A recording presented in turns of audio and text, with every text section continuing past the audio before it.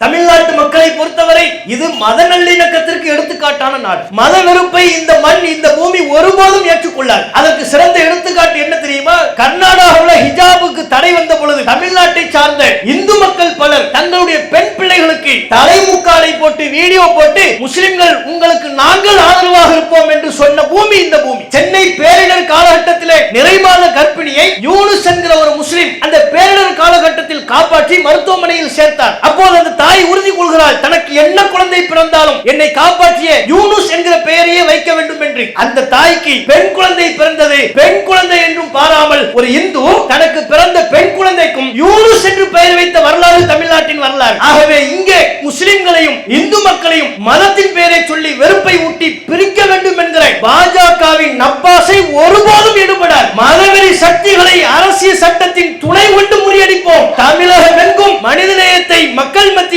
பிரச்சாரத்தின் மூலம் நாம் அதிகப்படுத்துவோம். அதாவது ஒரு வகையில முஸ்லிம்களின் உரிமையை பறிக்கணும்னு பார்க்கிறார். திருப்பரங்குன்றம் மட்டுமல்ல, இந்தியா முழுக்க அவர்கள் ஏராளமான வழிபாட்டு தலங்களை குறிவைத்து இவற்றை எல்லாம் தகர்க்க வேண்டும். காரணம், இது இந்து ராஷ்டிரம் தெளிவாக சொல்கிறார். வரிசையாக ஒவ்வொரு பள்ளிவாசலா இடிச்சு தரைமட்டமாக்கிட்டு போயிட்டே இருக்கலாம், முஸ்லிம்களை நசிக்கலாம் நினைக்கிறாங்க. ஒருபோதும் முடியாது. சட்டத்தின் துணை கொண்டு சங்க பரிவார குழுக்களை எதிர்கொள்வதற்கு எங்களுக்கு முடியும். அதுக்கு எந்தெந்த விதத்தில் மக்களை நாங்கள் தயார்படுத்த வேண்டுமோ விழிப்புணர்வோடு சட்டத்தின் அடிப்படையில் அந்த விழிப்புணர்வை நாங்கள் வழங்கிக் கொண்டிருக்கிறோம். முஸ்லிம்களின் வாக்குரிமையை பறிப்பதற்கு ஒரு புறம் ஏனைய பகுதிகளில் மதவெறுப்பு பிரச்சாரத்தில் ஈடுபடுகிறார்கள். இவை எல்லாவற்றையும் ஜனநாயக பூர்வமாக முறியடிக்க வேண்டிய கடமை நமக்கு இருக்கிறது. கண்ணியத்திற்குரிய இல்லாமல்ல அல்லாஹ்வின் நல்லடியார்களே, இல்லாமல்ல அல்லாஹ்வின் மகத்தான கிருபையினால் இங்கு நடைபெற்றுக் கொண்டிருக்கிற பொதுக்கூட்ட நிகழ்ச்சியில ஆண்களும் பெண்களும் பெருந்திரளாக பேரார்வத்தோடு நாம் பங்கெடுத்துள்ளோம். இந்த பொதுக்கூட்ட நிகழ்ச்சியில மதவெறி மாய்ப்போம், மனிதநேயம் காப்போம் என்கிற தலைப்பு வழங்கப்பட்டுள்ளது. மனித சமூகம் செம்மையாக வாழ வேண்டும் என்றால் அறிவு, ஆற்றல், பொருளாதார வளம், அதிகாரம் இவைகளெல்லாம் வேண்டும் என்பதோடு இவை எல்லாவற்றையும் விட மனித சமூகம் எவ்வித பிரச்சனைகளும் அற்று சிறப்பாக வாழ்வதற்கு மனிதநேயம் அவசியம். மனிதநேயம் என்றால் என்ன? ஒரு மனிதன் சக மனிதனை அவன் எந்த மதத்தை பின்பற்றுகிறான் என்பதை பாராமல், அவன் எந்த சாதியை சார்ந்தவன் என்பதை கவனிக்காமல், என்ன நிறத்தில் இருக்கிறான், என்ன மொழி பேசுகிறான் என்கிற எவ்வித பாகுபாடும் இல்லாமல் சக மனிதனை நேசிப்பது. அப்படியான மனிதநேயம் உலகத்தில் வாழுகிற மனிதர்களுக்கு மத்தியில் காணப்படும் பொழுதுதான் ஒவ்வொருவரினுடைய மத நம்பிக்கை பேணப்படும், ஒவ்வொருவரின் கலாச்சாரம் பேணப்படும், அவர்களுக்கு வழங்கப்பட்டிருக்கிற நமது அரசியலமைப்பு சட்டம் உறுதி செய்திருக்கிற உரிமைகள் பேணப்படும். மனித சமூகம் செழித்து வாழ்வதற்கு சக மனிதனை நேசிப்பதும், நமக்கு நன்மையை நாடுவதைப் போலவே பிற மனிதர்களுக்கு நன்மையை நாடுவதும் மிகுந்த முக்கியத்துவம் வாய்ந்த ஒன்று. ஆதலால் தான் இந்த உலகத்தில் வாழ்ந்த அத்தனை நல்லோர்களும் அத்தனை தலைவர்களும் ஒவ்வொரு சித்தாந்தமும் சக மனிதனை நேசிக்க வேண்டும் என்கிற மனிதநேயத்தை வலியுறுத்தி பேசி சென்றார்கள். எந்த தலைவரும் மனிதநேயத்தை பற்றி பேசாமல் இல்லை. எந்த மதமும் மனிதநேயத்தை வலியுறுத்தாமல் இருக்கவே இல்லை.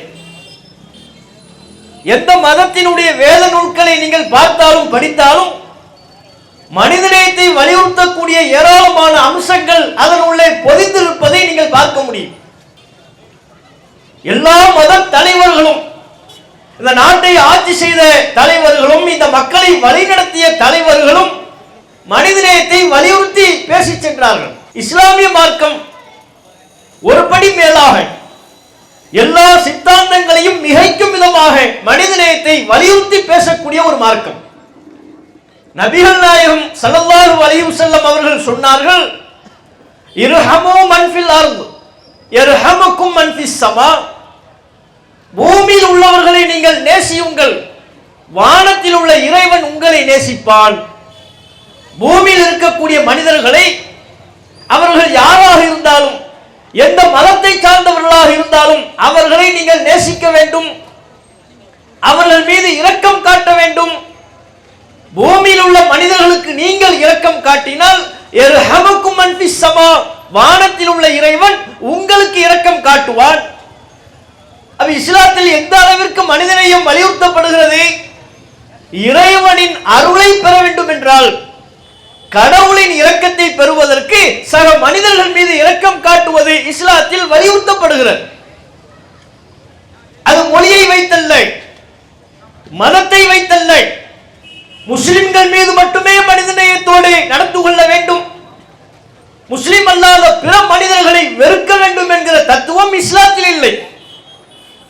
எந்த மதத்தை சார்ந்தவர்களாக இருந்தாலும் அவர்களை நேசிக்க வேண்டும், அவர்களுக்கு நன்மை நாட வேண்டும், அவர்களுக்கு நலவு செய்ய வேண்டும்.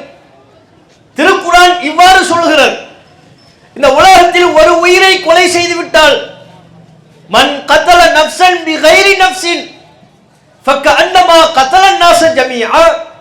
உலகத்திலே ஒரு உயிரை கொலை செய்து விட்டால் அவர் எல்லா முழு மனித குலத்தையும் கொலை செய்தவர் போலாவார். ஒரு உயிரை எடுப்பது இறைவனின் பார்வையில் ஒரு உயிரை கொலை செய்த குற்றம் மாத்திரமல்ல, முழு மனித குலத்தையும் கொலை செய்த குற்றம் உமக்கு குர்ஆன் சொல்லுகிறது. அதன் தொடர்ச்சியில் இறைவன் குறிப்பிடுகிறான், ஒமன் அஹ்யாஹா ஃபக்கஅன்னமா அஹ்யன் நாஸ ஜமீஆ. ஒரு உயிரை வாழ வைத்து விட்டால் உலகத்தில் உள்ள எல்லா மனிதர்களையும் வாழ வைத்தவர் போலாவார். ஒரு மனிதன் உயிர் பிழைப்பதற்கு நீ உதவி செய்தால், ஒரு மனிதன் இந்த உலகத்தில் சுகத்தோடு நலத்தோடு வாழ்வதற்கு உம்மால் என்ற உதவிகளை நீ செய்தால், உலகத்தில் உள்ள எல்லா மனிதர்களையும் முழு மனித குலத்தையும் வாழ வைத்த நன்மை உமக்கு உண்டு. திருக்குர்ஆன் சொல்கிறது. இங்கே முஸ்லிம் முஸ்லிம் அல்லாதவர் என்கிற வார்த்தை பதமே இல்லை. அந்த பாகுபாட்டை அடிப்படையாக கொண்டு உதவி செய்யுமாறு இஸ்லாம் சொல்லவில்லை.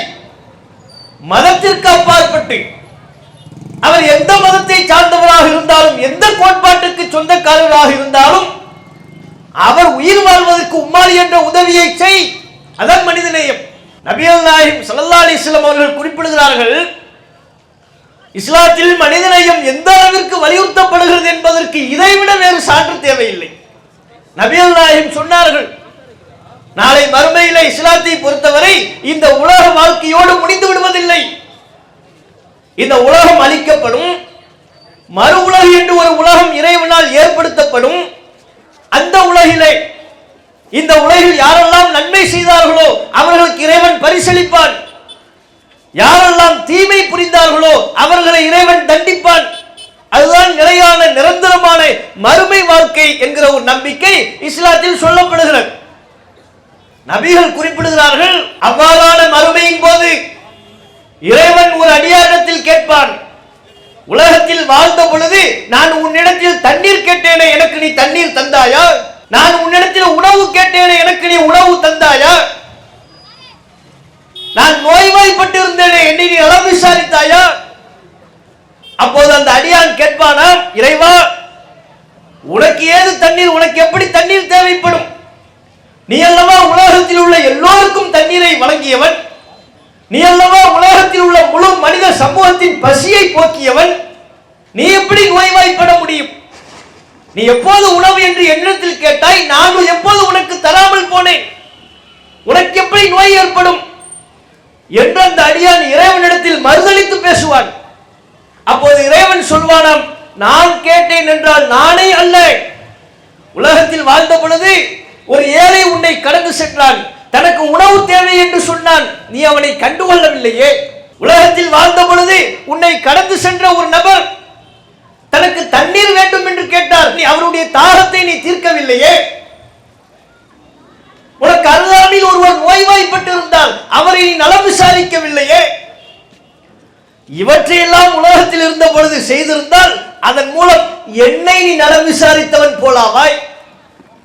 அந்த ஏழைக்கு உணவளிப்பதின் மூலம், அந்த நோயாளியை நலம் விசாரிப்பதின் மூலம், அந்த தாகித்தவருக்கு தண்ணீர் கொடுப்பதன் மூலம் என்னை நீ கண்டிருப்பாய், என்னுடைய அருளை பெற்றிருப்பாய், எனது நெருக்கத்திற்குரியவனாக நீ ஆகியிருப்பாய் என்கிற கருத்தை இறைவன் மறுமையிலே பதிலளிப்பான்.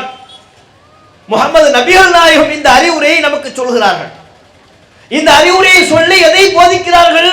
இஸ்லாத்தில் எந்த அளவு மனிதநேயம் வலியுறுத்தப்படுகிறதோ, இஸ்லாத்தில் வலியுறுத்தப்படுகிற அளவிற்கு வேறு எந்த மதத்திலும் மார்க்கத்திலும் இந்த அளவிற்கு மனிதநேயம் வலியுறுத்தப்படவில்லை. அப்பேற்பட்ட மார்க்கம் இஸ்லாமிய மார்க்கம். அதனால்தான் இந்த உலகத்திலே முஸ்லிம்கள் பேரிடர் ஏற்படுகின்ற பொழுது ஓடோடி வந்து உதவி செய்கிறோம் என்றால் எதன் பேரில்? அரசாங்கம் எங்களை புகழ வேண்டும் என்பதற்கா? உலகத்தில் உள்ள பிற மனிதர்கள் எங்கள் சேவையை பாராட்டி பாராட்டு பத்திரம் வாசிக்க வேண்டும் என்பதற்கா? அது எங்கள் நோக்கம் இல்லை.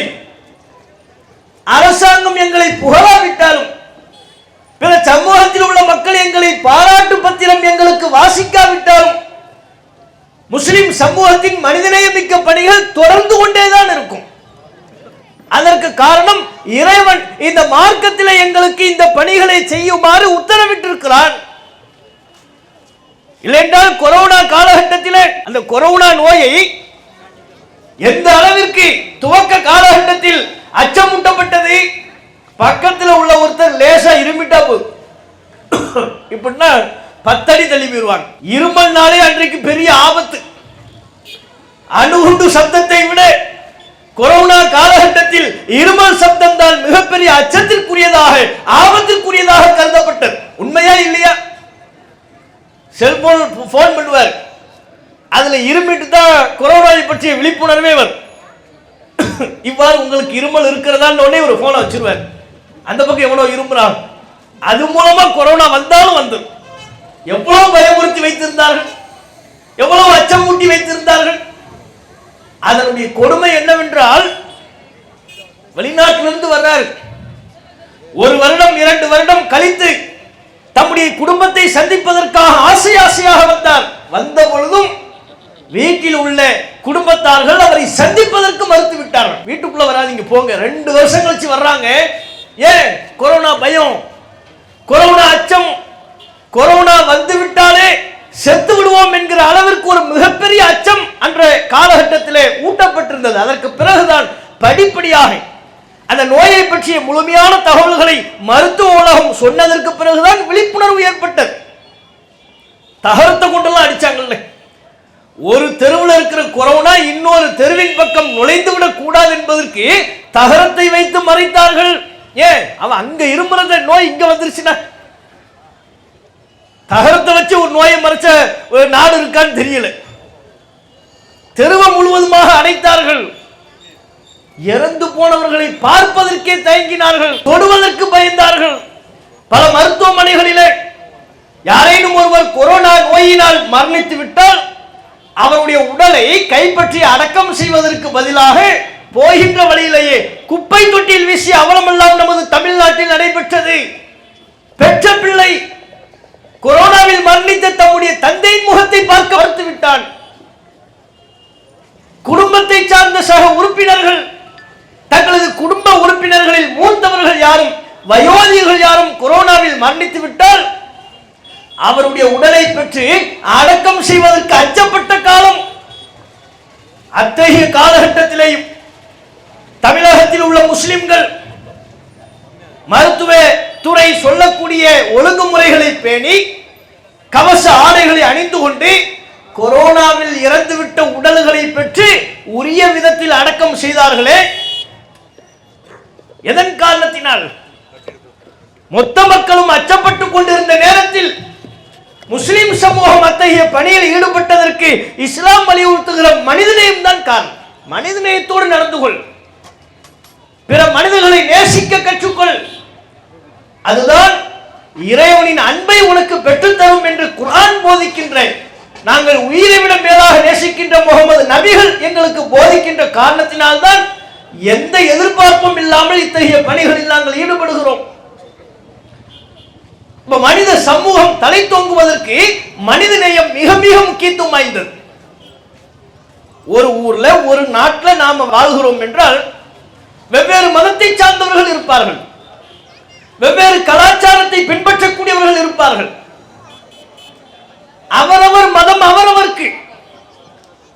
நான் என்னுடைய நம்பிக்கையின்படி நான் செயல்படுவேன், உன்னுடைய நம்பிக்கை என்னவோ அதன்படி நீ செயல்படு. நம் இருவரும் அவரவர் மத நம்பிக்கையின் அடிப்படையில் செயல்படுவதற்கு நமது நாட்டிலே உரிமை உண்டு. என் நம்பிக்கை எனக்கு, உன் நம்பிக்கை உனக்கு. நீ என்னுடைய நம்பிக்கையை மறுதலிக்கிற காரணத்தினால், மத ரீதியாக மொழி ரீதியாக என்னிலிருந்து நீ வேறுபட்டு நிற்கிற காரணத்தினால் உன்னை வெறுப்பதற்கு நான் தயார் இல்லை. உன்னை அதனால வெறுக்க மாட்டேன். இதாங்க மனிதநேயம். அந்த மனிதநேயத்திற்கு தானே இன்றைக்கு அச்சுறுத்தல் ஏற்பட்டிருக்கிறது. இந்தியாவிலே மத்தியில் பிஜேபி ஆட்சி பொறுப்பேற்றதற்கு பிறகு அந்த வெறுப்புணர்வு மிகைத்து விட்டது, அதிகரித்து விட்டது. மதத்தை காரணமாக சொல்லி குறிப்பிட்ட மதத்தை பின்பற்றக்கூடிய மக்களின் மீது வெறுப்புணர்வை பரப்புகிறார்கள். முஸ்லிம்கள்னா ஒரு வெறுப்புணர்வை விதைப்பது. எந்த அளவிற்கு நமது நாட்டிலே வெறுப்புணர்வு மிகைத்து விட்டது. மதத்தின் அடிப்படையில் இந்த வெறுப்புணர்வை விதைப்பவர்கள் ஏதோ முகம் தெரியாத நபர்கள் என்பதல்ல, திட்டமிட்டு உருவாக்கப்பட்ட வடிவமைக்கப்பட்ட பிரச்சாரத்தினை அதிகார மட்டத்தில் உள்ளவர்களை முன்னின்று நடத்துகிறார்கள். நாட்டின் பிரதமர் மோடி அவர்களே தேர்தல் பிரச்சாரத்தின் போது இஸ்லாமிய வெறுப்பை பட்டவர்த்தனமாக வெளிப்படுத்தி பேசினார். ராஜஸ்தானில் நடைபெற்ற தேர்தல் பிரச்சாரத்தின் போது என்ன பேசினார் மறந்துவிட முடியுமா? அந்த மாநிலத்தில் தேர்தல் நடைபெறும் பொழுது அங்க போய் பேசுறாரு, காங்கிரசுக்கு ஓட்டு போடாதீங்க, இதைத்தான் சொல்லணும். இதை சொல்றது எப்படி சொல்றாரு? காங்கிரஸ் ஆட்சிக்கு வந்தால் உங்களின் சொத்துக்களை பிடுங்கி யார் நமது நாட்டில் ஊடுருவி விட்டார்களோ அந்த ஊடுருவல்காரர்களுக்கும் நமது நாட்டில் அதிகமாக பிள்ளைகளை பெற்றுக் கொள்ளக்கூடியவர்கள் யாரோ அவர்களுக்கும் கொடுத்து விடுவார்கள். யார சொல்ற? காங்கிரஸ் ஓட்டு போடாதீங்கன்னு சொல்லும் போது பேசுகிறார், காங்கிரஸ் ஆட்சிக்கு வந்துட்டா உங்க சொத்துக்களை எல்லாம் புடுங்கி ஊடுருவல்காரர்களுக்கு கொடுத்து விடுவார்கள், அதிக குழந்தை பெற்றெடுத்தவர்களுக்கு கொடுத்து விடுவார்கள்,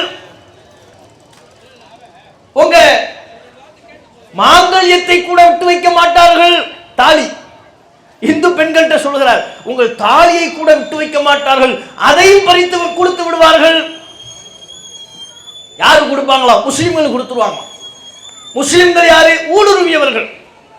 முஸ்லிம்கள் யாரு? அதிக குழந்தை பெற்றுக் கொள்ளக்கூடியவர்கள். எப்படியான ஒரு வெறுப்பு பிரச்சாரம் எளிய வார்த்தைகளின் மூலம் கட்டமைக்கப்பட்டது. உங்ககிட்ட 2 மாடு இருந்தா 1 மாடை பிடிங்கிருவாங்க. நீங்க போட்டிருக்கிற நகையை கணக்கு பண்ணி எடுத்துருவாங்க. அதையெல்லாம் எடுத்து முஸ்லிம்களுக்கு கொடுக்க போறாங்க. இத மன்மோகன் சிங் ஆட்சியில இருந்த பொழுதே தேர்தல் அறிக்கையில குறிப்பிட்டு விட்டார்கள். எப்ப அங்க போயாச்சு, மன்மோகன் சிங் ஆட்சி காலத்துக்கு போய் அப்போதே தேர்தல் அறிக்கையில் குறிப்பிட்டு விட்டார்கள். குடிமக்களின் நகைகளை கணக்கெடுக்க வேண்டும், அதில் அதிகமானவற்றை எடுத்து முஸ்லிம்களுக்கு கொடுத்து விட வேண்டும் என்று தேர்தல் அறிக்கையில் குறிப்பிட்டு விட்டார்கள். ஆகவே உங்க நகையை பிடுங்குவாங்க. 2 மாடு இருந்தா 1 மாடு எடுத்துருவாங்க, பிடிங்கிருவாங்க. உங்க தாலி மாங்கல்யத்தை கூட விட்டு வைக்க மாட்டார்கள். இதையெல்லாம் பிடிக்கி முஸ்லிம்கள்ட்ட கொடுத்துருவாங்க. இந்த பிரச்சாரம் செய்யப்பட்டதா இல்லையா? இது மத வெறுப்பு பிரச்சாரம் இல்லையா? அப்படி அவர்கள் என்றைக்கேனும் சொன்னார்களா? அவங்க தேர்தல் அறிக்கையில் இருந்துச்சா? எந்த காலத்திலே நம்ம கொடுத்திருக்கிறார்களா? இந்த நாட்டை ஆண்டவர்கள் யாரா இருந்தாலும், காங்கிரஸா இருந்தாலும் சரி, பிஜேபியா இருந்தாலும் சரி, முஸ்லிம் சமூகத்திற்கு வாரி வாரி கொடுத்து நம்மை எல்லாம் செல்வந்தர்களா ஆக்கியதை போல ஒரு பம்மாத்து வேலையில் ஈடுபடுகிறார்கள். எங்க யார் நமக்கு கொடுத்தது? அப்படி கொடுத்திருக்க வேண்டும் என்றால் காங்கிரஸ் ஆண்டாண்டு காலமாக மத்தியில் ஆட்சி பொறுப்பேற்ற காலகட்டத்தில் நம் இளைஞர்கள் முன்னேறுவதற்கு இடஒதுக்கீட்டை கொடுத்திருக்கலாம் அல்லவா? மத்தியில இடஒதுக்கீட்டை கொடுத்திருக்கலாம், கொடுத்தாங்களா? ஆனா இவர்கள் பாருங்கள், அந்த காங்கிரஸ் காரணம் காட்டி பொய் பிரச்சாரம், வெறுப்பு பிரச்சாரம். இன்னும் சில மாதங்களுக்கு முன்பு மோடிஜி திடீர்னு வர்றார், வந்து சொல்றார், காங்கிரஸ் ஒரு திட்டம் விடுகிறது. என்ன திட்டம்? எஸ்சி எஸ்டி ஓபிசி இந்த சமூகத்தினருடைய இடஒதுக்கீட்டை பறித்து அதை முஸ்லிம்களுக்கு கொடுக்க திட்டமிடுகிறார்கள். நான் உயிர் உள்ள வரை அது நடக்காது. எவன்டா சொன்னது? அதை திடீர்னு வந்து சொல்றார், உயிர் உள்ளவரை நடக்காது. எது நடக்காது? எஸ்சி அவருடைய ஓபிசி மக்களினுடைய இடஒதுக்கீட்டை பறித்து முஸ்லிம்களுக்கு கொடுக்க நான் விடமாட்டேன். பட்டவர்த்தனமா ஒரு பிரதமர் பேசுறார். ஒரு பிரதமர் என்ன பேசணும்? எல்லா மக்களையும் அரவணைக்கிற விதத்தில், எந்த மத மக்களின் மீதும் வெறுப்புணர்வை விதைக்காத வகையில் அவருடைய பேச்சு அமையணும். காங்கிரஸ் அப்படி சொல்லவும் இல்லை. சொல்லாத ஒன்றை சொன்னதாக கற்பனை செய்து அதை நான் முஸ்லிம்களுக்கு கொடுக்க விட மாட்டேன், என் உயிர் உள்ளவரை அது நடக்காது. இதாங்க வெறுப்பு. அப்ப பிரதமர் வரையிலையும் இந்த வெறுப்பு பிரச்சாரம் நடைபெறுகிறது என்றால், அந்த சித்தாந்தத்தை பின்பற்றுகிற கீழ்நிலையில் உள்ள மக்கள், இந்த நாட்டில் வாழுகிற, இந்த நாட்டின் சுதந்திரத்திற்காக பாடுபட்ட, இந்த நாட்டின் வளத்திற்காக தங்கள் இன்னுயிரை ஈத்த இந்த முஸ்லிம் சமூகத்தை எப்படி பார்ப்பார்கள்? அவருடைய கட்சியில் உள்ளவர்கள், அந்த சித்தாந்தத்தில் உள்ளவர்கள் இதே வெறுப்பு பார்வையில் முஸ்லிம்களின் மீது வெறுப்பை கக்க மாட்டார்களா? தன்னுடைய சக போட்டியாளராக கருத மாட்டாரா? ஆஹா, நம்மிடம் உள்ள மாட்டை புடுங்கி இவனுக்கு தான் கொடுக்க போறாங்கன்னா அவனை தனங்க வெறுப்பாங்க. அவ்வாறு வெறுக்க வைக்க வேண்டும் வெகுஜன இந்து மக்கள் இந்த நாட்டில் வாழ்கிற முஸ்லிம் சமூகத்தை வெறுக்க வைக்க வேண்டும் என்பதற்காகவே திட்டமிட்டு இந்த வெறுப்பு பிரச்சாரம் நடைபெறுகிறது. தேர்தல் நேரம் வந்தா மோடிஜி இதைத்தான் பேசுவார். அதனுடைய வெளிப்பாடு, அந்த வெறுப்பு பிரச்சாரத்தின் வெளிப்பாடு தான் அண்மையில் நடைபெற்ற சம்பவம் பீகார்ல அந்த அரசு சார்பா ஒரு நலத்திட்ட உதவி வழங்குற ஒரு செயல், ஒரு நிகழ்ச்சி. எல்லாரும் வந்து உதவி வாங்கிட்டு போறாங்க. அப்போ ஒரு அம்மா வருது, புர்கா போட்டிருக்கு. அந்த அம்மா வருது. அந்த அம்மா முகத்தை மூடி இருக்கு. முகத்தை மூடும்படி இஸ்லாம் சொல்லல. சில பெண்கள் அவ்வாறு செயல்படுவார்கள். அது போல அந்த பெண்மணி முகத்தை மூடி இருக்கிறார். இவருக்கு என்ன வேலை? ஒரு பிரதமருக்கு என்ன வேலை? எல்லா மக்களினுடைய மத நம்பிக்கையை மதிக்கிறது தான் ஒரு முதல்வருக்குரிய வேலை. அதன் அழகு. உதவி பெற வரக்கூடிய திட்டத்தின்படி பீகார் முதல்வர் நிதிஷ்குமாரிடமிருந்து உதவி பெற வருகிற அந்த பெண்ணின் முகத்தை அகற்றுகிறார், முகத்திரை எடுக்கிறார், புர்காவை எடுக்கிறார். முதல்வர் செய்யற வேலையா இது? இது போன்று வேற சமூகத்தினுடைய மத விவகாரத்தில் எப்படி தலையிட முடியுமா? ஒரு சிங்கு வராரு, அவர் தலைப்பாயில கை வைக்க முடியுமா? உதவி பெற வர்றாரு, முதல்வர் பங்கெடுக்கிற நிகழ்ச்சியில் வருகிறார், தலைப்பாயில கை வைக்க முடியுமா? வேறு வேறு மதத்தை பின்பற்றக்கூடிய அவர்களுடைய மத நம்பிக்கையின்படி வருகிறார்கள், மத அடையாளத்தோடு வர்றாங்க. அந்த மத அடையாளத்தை அகற்றுவதற்கு முற்பட முடியுமா? முஸ்லிம் பெண்மணி மட்டும் எப்படி இப்படி செய்யறாங்க? முதல்வர் நிகழ்ச்சியில பங்கெடுக்கிறாங்கன்னா யாரு வர்றா, எந்த நபர் மேடையில வருகிறார்கள், எந்த நபர் முதல்வரிடமிருந்து பரிசு பெறுகிறார்கள், எல்லாமே செக் பண்ணி தான் அனுப்பி வைப்பாங்க. அதுக்குன்னு ஒரு குழு இருக்கும். ஆள் யாருன்னு தெரியலாம், சொல்ல இயலாது. எல்லாமே அவங்கள்ட்ட வந்துடும், அந்த டேட்டா வந்துடும். அப்படி அனைத்து டேட்டாவும் வந்ததற்கு பிறகு அவங்களுக்கு தெரியாம, அந்த குழுவுக்கு தெரியாம முதல்வர் பக்கத்தில் விட்டுருவாங்களே. அப்படி எல்லா விதமான தகவலும் தரப்பட்டதற்கு பிறகு உள்ள வர்றாங்க. உள்ள வரும்போது முகத்திரையை எடுக்கிறாங்கன்னா இதுதான் உங்க உள்ளத்துக்குள்ள இருக்கிறது, முஸ்லிம் வெறுப்பினுடைய வெளிப்பாடு. இப்படி வட மாநிலங்களை இவர்கள் நாசப்படுத்தி வைத்திருக்கிறார்கள். முஸ்லிம் வெறுப்பில் தான் அந்த சமூக மக்களை பழக்கப்படுத்துறாங்க. முஸ்லிம்களை எல்லாம் எதிரியா காட்டுறது, முஸ்லிம்களால தான் உங்களுக்கு ஆபத்து. இவங்க ஒரு கற்பனை கதையை கட்டி வச்சிருக்கிறாங்க. என்ன? முஸ்லிம்கள் அதிக குழந்தையை பெற்றுக்கிட்டே வர்றாங்க, அதனால அவங்க இந்த நாட்டில் மெஜாரிட்டி ஆயிடுவாங்க, நீங்க சிறுபான்மை ஆயிருவீங்க. யாருக்கு? இந்து மக்களை அச்சுறுத்துறாங்க நம்மளை காட்டி. நீங்க சிறுபான்மை ஆயிருவீங்க, இவங்க மெஜாரிட்டி ஆயிருவாங்க, அவங்களால உங்களுக்கு ஆபத்து. கற்பனைக்கு ஒரு அளவு இல்லையா? இவங்க எப்படி நம்மளை பத்தி கற்பனை பண்ணி வச்சிருக்கிறாங்கன்னா, ஒவ்வொரு முஸ்லிம் பாயும் 4 மனைவி, ஒவ்வொரு மனைவியின் மூலமா 10 பிள்ளை. அப்ப ஒரு முஸ்லிம் பாய்க்கு மொத்தம் எத்தனை பிள்ளை? 40 பிள்ளை. இவன் கணக்கு. இவன் ஒரு திருமணத்துக்கே அல்லாடிக்கிட்டு இருப்பான், ஒரு திருமணத்திற்கே அவன் பெரும் சிரமப்பட்டுக்கிட்டு இருப்பான். இவனை பத்தி மோடிஜி மக்கள் மத்தியில் கற்பிக்கக்கூடிய தோற்றம் என்ன? எல்லாம் அதிகம் 4 மனைவி, 40 பிள்ளை. அப்படியே மெஜாரிட்டி ஆகிட்டே வர்றான். பார்த்துக்க, அவன் மெஜாரிட்டி ஆகிட்டானா உனக்கு தான் ஆபத்து. எந்த காலத்துல முஸ்லிம்கள் நாங்கள் ஆபத்தா இருந்தோம்? உண்மை வரலாற்றின்படி, வரலாற்றை உள்ளது உள்ளபடி படித்தால் முஸ்லிம்கள் இந்த நாட்டிற்கு எந்த காலகட்டத்திலேயாவது ஆபத்தா இருந்தாங்களா? 600 வருஷத்துக்கு மேல முஸ்லிம்கள் தானே இந்த நாட்டை ஆண்டார்கள். அப்ப எப்படி எங்கே பிற மத மக்களுக்கு நாங்கள் ஆபத்தாக இருந்தோம், அச்சுறுத்தலாக இருந்தோம்? எந்த மன்னரின், முஸ்லிம் மன்னரின் வரலாற்றை படித்து பார்த்தாலும் எல்லா மத மக்களுக்கும் சமமான வகையில் தம்மை ஒரு மன்னராக அவர் அடையாளப்படுத்திக் கொண்டாரே ஒழிய, முஸ்லிமா தம்முடைய மதத்தில் தீவிரத்தன்மை உள்ளவராக எந்த மன்னரும் தன்னை அடையாளப்படுத்தலை. அப்படி உண்மை வரலாறு இருக்கின்ற பொழுது இவங்க மெஜாரிட்டி ஆகிட்டானா உங்களுக்கு ஆபத்து இல்லாத ஒன்ன சொல்றது. அந்த வெறுப்பை சொல்லி சொல்லி வட மாநிலங்கள்ல இன்னும் அதிகம். ஊப்பிலெல்லாம் நீங்க போய் பார்ப்பீர்களே, ஆனால் முஸ்லிம்கள் இந்துக்கள் என்று சமூகத்தை இரண்டாக பிளவுபடுத்தி வைத்திருக்கிறார்கள். நம்ம தமிழ்நாடு மாதிரிலாம் வட மாநிலங்கள் இல்லை. தமிழ்நாட்டில் நாம எவ்வளவு அந்நியோன்யமா இருக்கிறோம், ஒருவர் நேசித்து ஒருவரினுடைய கலாச்சாரத்தை மதித்து உங்க நம்பிக்கை உங்களுக்கு, என் நம்பிக்கை எனக்குங்கிற ஒரு புரிதலில் நாம் இங்கே இருக்கிறோம் அல்லவா? வட மாநிலங்கள் அது இல்ல, ஒரு பிளவு, செங்குத்தான பிளவு. முஸ்லிம்கள் வேறு, இந்துக்கள் வேறு என்று இந்த சங் பரிவார மக்கள் சாமானிய இந்து மக்கள் மத்தியில் முஸ்லிம்களை பற்றி தப்பும் தவறுமான செய்திகளை சொல்லி வெறுப்பை பரப்பி பிரித்து வைத்திருக்கிறார்கள். எந்த அளவுக்கு நச்சை விதைத்திருக்கிறார்கள் தெரியுமா? முஸ்லிம்கிட்ட எந்த பொருளும் வாங்காதீங்க, இதெல்லாம் மத வெறுப்பு பிரச்சாரம் தானே. முஸ்லிம் கடைகளில் பொருட்கள் வாங்காதீங்க, முஸ்லிம்களோடு கொடுக்கல் வாங்கல ஈடுபடாதீர்கள், கடை இருந்தா கடையை அப்புறப்படுத்துங்கள். கோயிலுக்கு பக்கத்தில் முஸ்லிம் கடை போட்டிருக்கிறானா அந்த கடையை அப்புறப்படுத்துங்க. நம்ம தமிழ்நாட்டில் பள்ளிவாசலுக்கு பக்கத்தில் ஏராளமான இந்து சகோதரர்கள் கடை போட்டிருக்கிறாங்க. பள்ளிவாசலுக்கு சொந்தமான வக்ஃபு நிலத்தில் முஸ்லிம் அல்லாத பல சகோதரர்கள் கடை போட்டிருக்கிறார்கள். அது இங்க யாரின் கண்ணுக்கும் உறுத்தலாக இல்லை, யாரும் அதை வெறுப்பா பார்க்கல. நாம் அப்படி பழகிறோம் இங்க.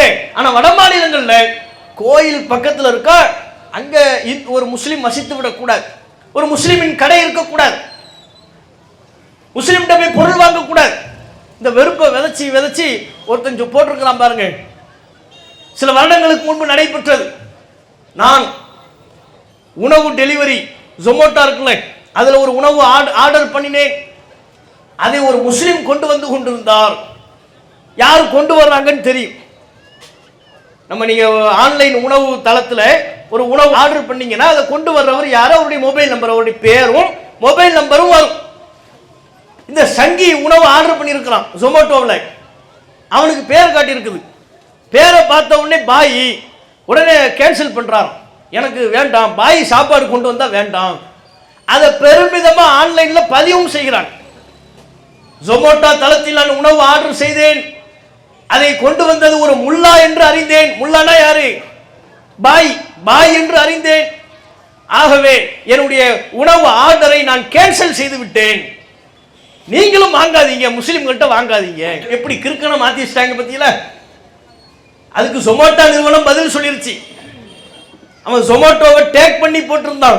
ஜொமேட்டோ நிறுவனமே பதிலளித்து விட்டது, உணவுக்கு மதம் இல்லை, உணவில் நாங்கள் மதத்தை கலப்பதில்லை.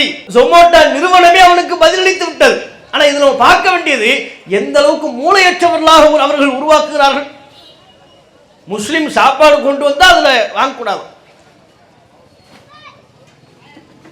அவ அப்படின்னா முஸ்லிம் திடீர்னு ஒரு ரயில்ல ஏறுறாரு, யாரு லோக்கோ பைலட், யாரு?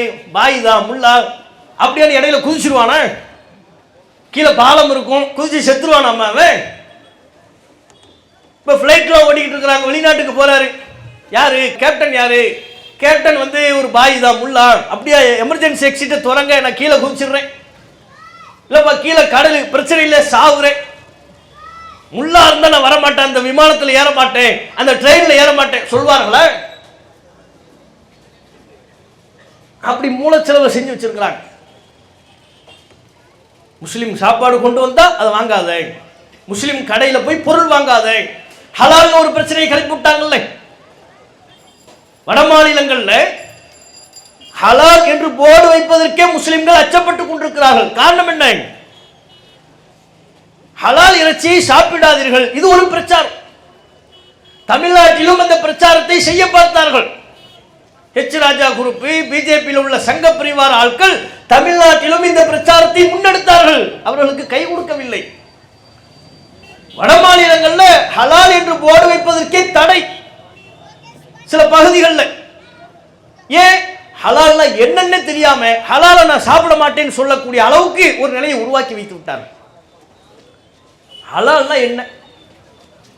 மருத்துவர்களை விளக்குவாங்க. ஒரு உயிரினத்தை, ஆடு, கோழி, மாடு, இவைகள் எல்லாம் கொள்வதற்கு உலகத்தில் பல வழிமுறைகள் இருக்கிறது. ஒரு கோழியை கொல்லணும் அப்படின்னா பல வழிமுறைகளில் கொண்டு அதனுடைய இறைச்சியை விற்பனை செய்வாங்க. எப்படி எல்லாம் கொள்வார்கள்? கோழியை சுகத்தில் ஓங்கி அடித்து கொள்வாங்க. இப்படி பிடிப்பாங்க, ஓங்கி அடிப்பாங்க, செத்துரும். அதுக்கப்புறம் தோலை உரித்து இறைச்சியை விற்பாங்க, கிளீன் பண்ணி விற்பார்கள். சில நேரம் நீரில் முக்கி கொள்வார்கள். கோழி இருக்குன்னு வைங்க, அது நீரில் முக்கி சாகடிப்பாங்க. இப்படி பல்வேறு வழிமுறைகள் இருக்கிறது. சுகத்தில் அடித்து நீரில் முக்கி கில்லட்டு கருவியால் சுட்டு, துப்பாக்கி மாதிரி இருக்கும், அது சுட்டோம்னா செத்துரும். அப்படி பெரிய பெரிய நிறுவனங்களாக இருந்தால் வரிசையாக கோழி நிற்கும். ஒரு மிஷின் கழுத்து அப்படி தலையை முழுவதுமாக கட் பண்ணுற மாதிரி ஒரு கத்தி இருக்கும், ஒரு மிஷின் இருக்கும். அதில் வரிசையாக கோழி வந்து கொண்டே இருக்கும். அந்த மிஷின் கட் பண்ணிக்கிட்டே இருக்கும். முழுவதுமாக தலை கட்டாயம், முழுவதுமாக தலை துண்டாகக்கூடிய விதத்தில் கட் பண்ணக்கூடிய கருவிகளின் மூலம் ஒரு உயிரினத்தை கொலை செய்வது. இப்படி பல வழிமுறை இருக்கு. இதுல ஹலால்ங்கிறது எது? இஸ்லாம் என்ன சொல்லுது? சுபத்தில் அடிச்சு சாகடிச்ச பிராணியை நீ சாப்பிடாத, நீரில் முக்கி சாகடிச்ச பிராணியை நீ சாப்பிடாத, கில்லட்டு கருவியால சுட்டு சாகடிக்கிற பிராணியை நீ சாப்பிடாத, முழுவதுமாக தலை துண்டாகிவிட்ட அப்படி அறுக்கிறாங்கல்ல அந்த பிராணியை நீ சாப்பிடாத, ஹலால் செய்யப்பட்டதையே நீ சாப்பிடு. இதுதான் ஹலால். ஹலால்னா என்ன? இந்த முறைகளில் சாகடிக்க கூடாது. அல்லாஹ்வுடைய பெயர் சொல்லி, இறைவனின் பெயர் சொல்லி அறுக்கணும், கழுத்து நரம்பை துண்டிக்கணும், உடம்பில் உள்ள ரத்தம் முழுவதும் வெளியேறணும், அதற்கு பிறகு அது சாகணும். கழுத்து முழுவதுமா வெட்டிடக்கூடாது, தலையவே துண்டா வெட்டிடக்கூடாது, முக்காவாசி கட் பண்ற மாதிரி கழுத்து நரம்ப வெட்டணும். அப்ப உயிரோடு தான் இருக்கும். அந்த உயிரோடு இருக்கின்ற பொழுதே ரத்தத்தை எல்லாம் வெளியேற்றும். அதுக்கப்புறம் அது இறந்ததற்கு பிறகு தலையை வெட்டி தோலை உரிச்சு நீ சாப்பிடு. ஹலால். இதுதான் ஹலால். இதற்கு பேரு ஹலால். இதுல என்ன பிரச்சனை இருக்கு? இதை சாப்பிடுறதுல உடம்புக்கு ரொம்ப ஆரோக்கியமானது என்று மருத்துவர்கள் சொல்றாங்க. சுகத்தில் அடிச்சா என்ன ஆகும்? ஒரு பிராணி, ஒரு கோழியை சுகத்தில் அடிச்சு சாகடிச்சிட்டாங்கன்னு வைங்க, ரத்தம் வெளியேறி இருக்காது. முழுவதுமா ஏனைய முறைகள்ல, இப்போது நாம் சொன்ன இந்த ஹலால் முறை தவிர்த்து ஏனைய முறைகள்ல அந்த பிராணியினுடைய ரத்தம் முழுவதுமா வெளியேறி இருக்காது. ரத்தத்துல தான் கிருமிகள்லாம் இருக்கும், அசுத்தங்கள்லாம் இருக்கும். மனுஷனா இருந்தாலும் சரி, வேற எந்த உயிரினமா இருந்தாலும் சரி. நமக்கு உடம்பு சரியில்லை, காய்ச்சல், டாக்டர் போய் பார்க்க போறோம், என்ன டெஸ்ட் எடுக்க சொல்வாரு? Blood test. ஏன்? நம்ம உடம்புக்குள்ள என்ன கிருமி இருக்குங்கிறத பிளட் காட்டும். அதுக்கப்புறம் தான் யூரின் டெஸ்ட். அப்போ பிளட் டெஸ்ட் ஏன் எடுக்கிறாங்க? அதை வைத்து எப்படி நம்முடைய நோயை கண்டறிகிறார்கள்? பிளட்ல தான் என்ன நோய் கிருமி இருக்கிறது என்பது தெரியும். ஏனைய உயிரினங்களுக்கும் அதுதான். ஆடா இருந்தாலும் கோழியா இருந்தாலும் மாடா இருந்தாலும் அதுதான், அதனுடைய பிளட்ல தெரிஞ்சிடும். அப்ப அந்த பிளட் வெளியேறாம உடம்பிலேயே தங்கியிருக்குமையானால் அந்த நோய் கிருமி சதையையும் தாக்கிவிடும். ரத்தத்தை முழுவதுமாக வெளியேற்றாமல் சதையை நாம் அந்த இறைச்சியை சாப்பிடும் பொழுது நோய் கிருமியையும் சேர்த்து உண்ணக்கூடிய நிலை வந்துவிடும். ஆகவே முஸ்லிம்கள் செய்யக்கூடிய ஹலால் முறைதான் நோயற்ற வாழ்விற்கு, ஆரோக்கியத்திற்கு மிக மிக சிறந்தது. மருத்துவர்களே சொல்றாங்க. நீங்க கூகுள் பண்ணி பாருங்க, தெரியும். யூடியூப்ல பாருங்க. தமிழ்நாட்டில் உள்ள எத்தனை மருத்துவர்கள் இந்த கருத்தை சொல்லியிருக்கிறது. பொய்யா கற்பனையா சொல்றது இல்லை, உறுதியாகவே மருத்துவர்கள் இந்த முறை ஆரோக்கியமானதுன்னு சொல்லியிருக்கிறாங்க. இதுதாங்க ஹலால். இவங்க எப்படி பிரச்சாரம் பண்றாங்க? ஹலால் பண்ணா நான் சாப்பிட மாட்டேன். ஏன்? முஸ்லிம் செய்யறாங்க. முஸ்லிம்களிடமிருந்து ஏனைய சாமானிய இந்து மக்களை அந்நியப்படுத்த வேண்டும் என்பதற்காக வேண்டி ஹலால் இறைச்சியை சாப்பிடாதீர்கள் என்கிற ஒரு விஷம பிரச்சாரம் வட மாநிலங்களில் செய்யப்பட்டது. செய்து கொண்டிருக்கிறார்கள். தமிழ்நாட்டிலையும் செய்ய துணிந்தார்கள். தமிழ்நாட்டில் உள்ள மக்கள் இது போன்ற மத வெறுப்பு பிரச்சாரத்துக்கு பெரிதா இடம் கொடுக்க மாட்டாங்க. ஒரு ஹோட்டலுக்கு போறாரு, பிஜேபி சார்ந்த சீனிவாசன் இறைச்சி சிக்கன் வைக்கிறாங்க. சிக்கன் சாப்பிட்டுக்கிட்டே பேட்டி கொடுக்குறாரு. திடீர்னு கேட்குற, இது ஹலாலா அப்படின்னு கேட்குறாரு. அவன் ஹோட்டலுக்கு ஆமா கரெக்டா ஹலால் பண்ணிட்டோம்ங்கிறான். பக்காவா ஹலால் பண்ணிட்டோம். ஹலால் எதுக்கு எனக்கு தெரியுங்க, நீ தானே போய் உட்கார்ந்து கேட்ட. இவன் அந்த ஹோட்டல்ல போய் உட்கார்ந்து சாப்பிட்டுட்டு ஹலால் எதுக்கு எனக்கு தெரியுங்க, நான் அந்த நம்பிக்கையில் எனக்கு ஹலால் அல்லாதவற்றை அல்லவா எனக்கு தர வேண்டும் இப்படின்னு வெறுப்பு பிரச்சாரம் பண்ணாங்க. ஹோட்டல் நிறுவனரே சொல்லிட்டாரு, நாங்க ஹலாலை தான் கொடுப்போம், விருப்பம் உள்ளவங்க சாப்பிடுங்க, இல்லைன்னா போங்கட்ட. இத்தனைக்கும் அந்த ஹோட்டல் நிறுவனர், இந்த ஹோட்டலினுடைய நடத்தக்கூடிய முதலாளி முஸ்லிம் அல்லாதவர். அப்ப இப்படி இங்கேயும் சில வெறுப்பு பிரச்சாரத்தில் ஈடுபட பார்த்தார்கள். ஆட்சி இவர்கள் கையில் வந்ததிலிருந்து இப்படிப்பட்ட வெறுப்பு பிரச்சாரத்தில் தொடர்ச்சியாக ஈடுபட்டு கொண்டிருக்கிறார். இதுலதான் வெறுப்பு பண்ணணும், இதுலதான் வெறுப்பு பிரச்சாரம்ங்கிற வகையே இல்லாம எல்லாவற்றிலையும். கொரோனா காலத்துல சொன்னா பாத்தீங்களா எவ்வளவு பெரிய அநியாயம். கொரோனா காலத்துல உயிரை பணயம் வைத்து முஸ்லிம்கள் சேவையாற்றி கொண்டிருக்கிறார்கள், பணி செய்து கொண்டிருக்கிறார்கள். அந்த நேரத்திலேயும் இவர்கள் மதவெறி அடிப்படையில் முஸ்லிம் மக்களின் மீதான வெறுப்பு பிரச்சாரத்தில் தான் கவனம் செலுத்தினார்கள். அப்ப சொன்னாங்க, இந்த கொரோனாவை முஸ்லிம்கள் தான் பரப்புனாங்க. ஏன்னா இந்த இந்தியாவில் நாங்க இருக்கிறோம், சரி, அமெரிக்காவில் கொரோனா பரவுச்சு, அங்க யாரு பரப்புனா?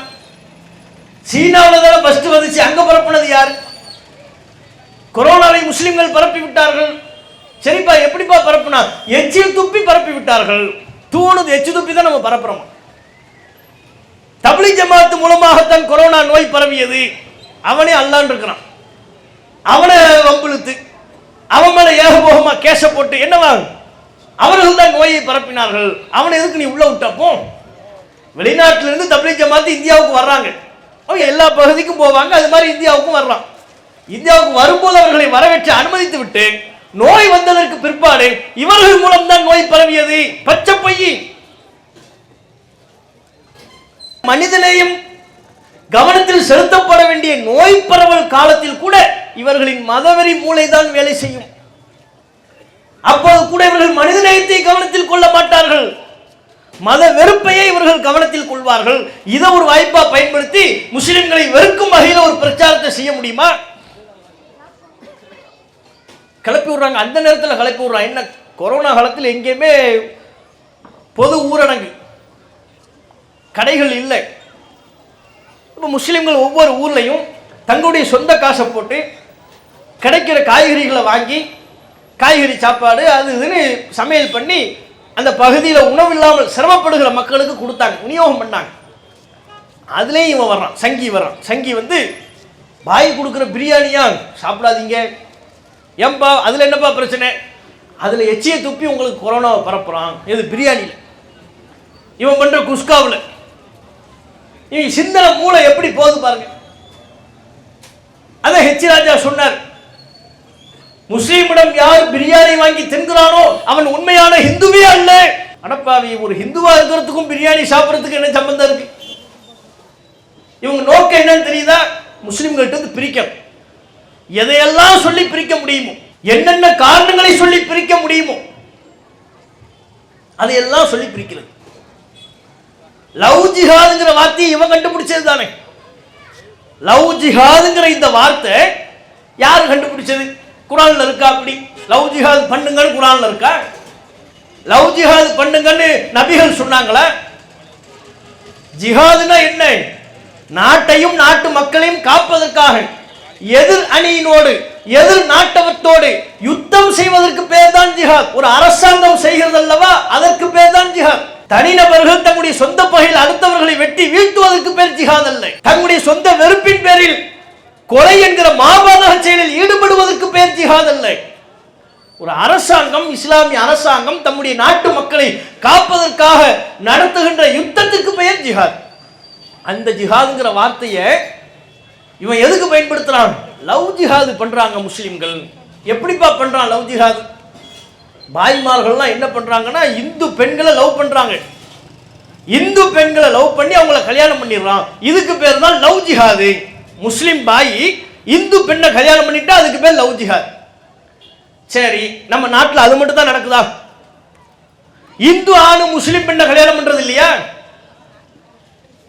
இந்து ஆணு முஸ்லிம் பெண்ணை கல்யாணம் பண்றது இல்லையா? ஒரு கிறிஸ்தவ ஆணு முஸ்லிம் பெண்ணை கல்யாணம் பண்றது இல்லையா? நம்ம நாட்டில் மதம் மாற்றி திருமணம் செய்வது என்பது இயல்பா நடைபெறக்கூடிய ஒன்று. அதற்கு இவர்கள் மதச்சாயம் பூசுகிறார்கள். பாய் ஒரு இந்து பெண்ணை கல்யாணம் பண்ணிட்டா அதுக்கு பேரு லவ் ஜிஹாத். சரி, இந்து ஆணு முஸ்லிம் பெண்ணை கல்யாணம் பண்றான், அதுக்கு பேர் என்ன? அதுக்கு எந்த பேரும் கிடையாது. பிஜேபியிலேயே அப்படி பல பேரை காட்ட முடியும். இவர்கள் கட்சியில் பிஜேபியிலேயே இந்து மதத்தை பின்பற்றுவதாக சொல்லக்கூடிய அவர்கள், இந்து மதத்தின் காவலர்கள் என்று தங்களை அடையாளப்படுத்திக் கொள்ளக்கூடிய அவர்களே அவங்க குடும்பத்தை சார்ந்தவர்கள் முஸ்லிம் பெண்களை கல்யாணம் பண்ணியிருக்கிறாங்க. அதுக்கு பேர் என்ன பேரு? பிஜேபி விடுங்க. குஷ்பு இருக்கிறான்ல, நடிகை தானே, பேர் தாங்கி முஸ்லிம் பேர் தாங்கி நடிகை, பிறப்பால் அவர் ஒரு முஸ்லிம் தான், பெயர் தாங்கி முஸ்லிம். இஸ்லாத்தின் எந்த அம்சத்தையும் பின்பற்றக்கூடியவர்கள் அல்ல, தன்னை எந்த நேரத்திலையும் முஸ்லிமாக அடையாளப்படுத்திக் கொள்ள மாட்டார்கள், பேர் தாங்கி முஸ்லிம் தான். சரி, ஒரு முஸ்லிம் பெண்மணி குஷ்பு, அவரை கல்யாணம் பண்ணது யாரு? முஸ்லிமா? இல்ல, இந்து. சுந்தர் சிங்கிற ஒரு இந்து தான் கல்யாணம் பண்றாரு. இதுக்கு பேர் என்ன பேர்? இங்க பாய் மதம் மாத்தி கல்யாணம் பண்ணா லவ் ஜிஹாதுன்னு பேர் வைக்கிறல்லப்பா. ஒரு இந்து முஸ்லிம் பெண்ணை கல்யாணம் பண்றதுக்கு பேர் என்ன பேரு? அதுக்கு நம்ம நாட்டில் பேரே கிடையாது. அப்ப இது வன்மம், இது வெறுப்பை தவிர்த்து வேற என்ன? இது மத வெறுப்பு பிரச்சாரம் தானே. நமது நாட்டில் இயல்பாக நடைபெறக்கூடிய ஒன்றுக்கு மற்றதையெல்லாம் விட்டுருவாங்க. கிறிஸ்தவ மதத்தை சார்ந்தவர்கள் வேறு மதங்களை சார்ந்த பெண்களை கல்யாணம் செய்தால் அதற்கு பேர் இல்லை.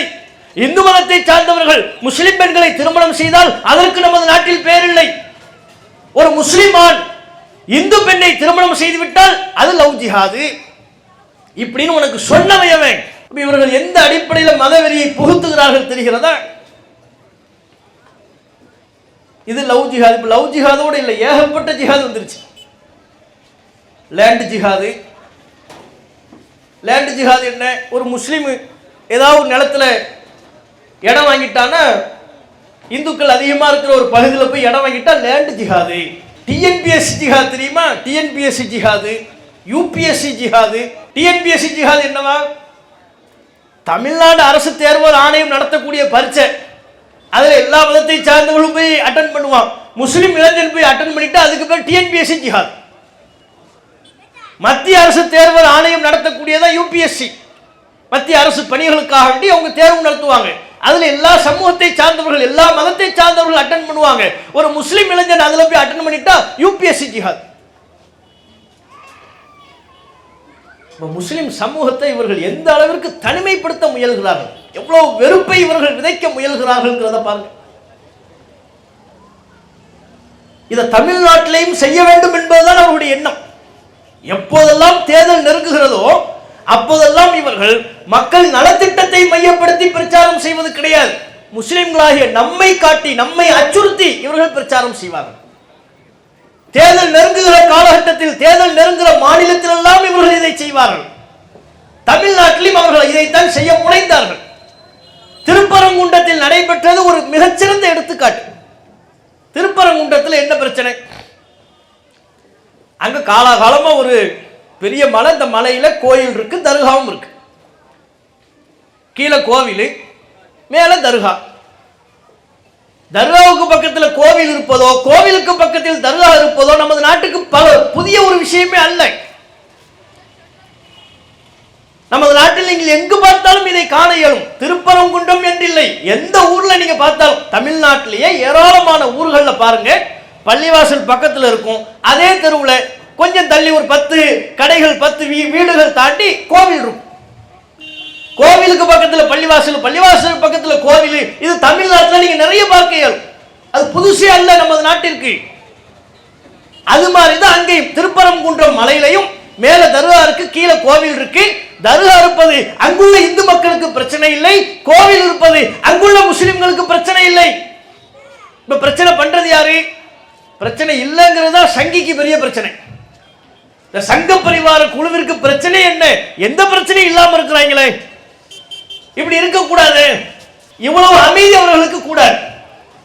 நம்ம எல்லோரும் அமைதியை விரும்புகின்ற பொழுது, நாம் எல்லோரும் நல்லிணக்கத்தை விரும்புகின்ற பொழுது, ஓ நம்பிக்கை உனக்கு, ஏன் நம்பிக்கை எனக்கு என்று அமைதியை விரும்புகின்ற பொழுது, இவர்கள் அந்த அமைதிக்கு கேடு விளைவிக்கும் வேலைகளில் ஈடுபடுவார்கள்.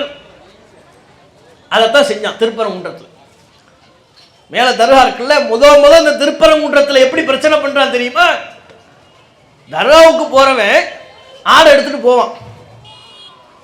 முதல் இஸ்லாத்துல தர்கா கிடையாது. அல்லாஹ்வை தான் வணங்கணும். எந்த ஒரு பிரார்த்தனை செய்வதா இருந்தாலும் அல்லாஹ்ட்ட தான் கேட்கணும். ஆனால் முஸ்லிம்கள் அந்த நம்பிக்கைக்கு மாற்றமாக தர்கா அங்கங்க உருசு கொண்டாட்டங்கள்லாம் ஈடுபடுறாங்க. இது முஸ்லிம்கள் நாங்கள் சீர்திருத்தம் செய்ய வேண்டிய ஒன்று. இவன் என்ன செய்யறான், தர்காவுக்கு ஆடு கொண்டு போவான், அங்க வெட்டி பாத்தியா ஊதி சாப்பிடுறது. இதை முதல் தடுக்க வர்றாங்க. திருப்பரங்குன்றம் மலையில போய் ஆடு வெட்டுறாங்க. முருகன் மலையில அசைவம் சாப்பிடலாமா? காலங்காலமா அதைத்தான் செஞ்சுக்கிட்டு இருக்கிறான். திடீர்னு ஒரு கும்பல், இந்த சங்க பரிவார கும்பல் கிளம்பி அதற்கு தடை போட பார்க்கிறார்கள். கீழ்மட்டத்தில் உள்ள அரசு அதிகாரிகளை கைக்குள் போட்டுக்கொண்டு ஆடு கொண்டு செல்லக்கூடாது, கோழி கொண்டு செல்லக்கூடாது, அங்கே அறுத்து பலியிடுதல் கூடாது என்று ஒரு இடைக்கால தடையை பிறப்பிக்கிறார்கள். அதுதான் ஃபர்ஸ்ட் பிரச்சனை. அதுக்கப்புறம் அதற்கு பிறகு திடீரென்று இவர்கள் இந்த பிஜேபி அங்க ஏற்கனவே ஒரு கட்சி மாநாடு ஒன்று நடத்தணும்னு திட்டத்தில் இருக்கு. கட்சி மாநாடு முருக பக்தர்கள் மாநாட்டை மாத்துறாங்க. பிரச்சனை வந்துருச்சு. நம்ம இதைத்தானே தேடிக்கிட்டு இருந்தோம். இதை ஒட்டி ஏதேனும் ஒரு அறுவடை செய்ய வேண்டும், இந்த பிரச்சாரத்தை நம்ம பயன்படுத்திக் கொள்ள வேண்டும் என்று கட்சியின் சார்பாக முருக பக்தர்கள் மாநாடு சரி நடத்திக்கங்க. அந்த முருக பக்தர்கள் மாநாட்டில் முழுக்க முழுக்க அவர்கள் பேசியது முஸ்லிம்களை பற்றி. எல்லாரும் பிஜேபியில் உள்ள மாநில தலைவர் அண்ணாமலை எல்லாம் சேர்ந்து முஸ்லிம்களை மையப்படுத்தி முஸ்லிம்களை குறிவைத்து முஸ்லிம்களை அட்டாக் பண்ற விதமாகவே பேசுகிறார்கள். அதிலிருந்து கொஞ்ச காலம் திருப்பரங்குன்றத்தில் இப்ப சமீபத்தில் என்ன பிரச்சனை கிளப்புறாங்க, தீபத்துன் மேலே இருக்கிறது, அங்கே தீபம் ஏற்ற வேண்டும். கோவில் நிர்வாகம் சொல்லுது, திருப்பரங்குன்றத்தில் உள்ள கோவில் நிர்வாகம் சொல்லுது மேலே இருப்பது தீபத்துன் அல்ல, அங்கே தீபம் ஏற்றுவது கோவிலின் ஆகம விதிகளுக்கு எதிரானது. உச்சி பிள்ளையார் கோவில் அதற்கு நேர் எதிரான பகுதி, அங்கதான் நாங்க வளமையா தீபம் ஏற்றுவோம், அந்த பகுதியில் தீபம் ஏற்றி விட்டோம். மேலே இவர்கள் எங்கே தீபத்துன் என்று சொல்கிறார்கள் தெரியுமா? தர்காவுக்கு நேர் ஆப்போசிட்ல ஒரு 15 மீட்டர் பக்கத்தில் இருக்கிற ஒரு கல் தூண், நில அளவை கல் தூண், அது சர்வே கல்லு. அது தர்காவுக்கு நேர் ஆப்போசிட்ல இருக்கும், 15 ஃபீட்ல இருக்கும். அங்குதான் விளக்கை ஏற்றுவோம் நிற்கிறான். இந்த சங்க பரிவார குழுக்கள் திருப்பரங்குன்றத்தில் உள்ள இந்து மக்கள் அல்ல, கோவில் நிர்வாகம் அல்ல, அவர்கள் இந்த கோரிக்கையினை எழுப்பவில்லை. சங்க பரிவார குழுக்கள், பிஜேபி, ஆர்எஸ்எஸ் போன்ற அமைப்புகளை சார்ந்தவர்கள் குரல் எழுப்புகிறார்கள். நாங்கள் அங்கேதான் தீபம் ஏற்றுவோம், அது தீபத்தூண் என்று சாதிக்கிறார்கள். நீதிமன்றத்தை கைக்குள் போட்டு, நீதிபதியை கைக்குள் போட்டுக் கொண்டு ஒரு உத்தரவை வாங்கி அதை ஏற்றியே தீர்வோம் என்கிறார்கள்.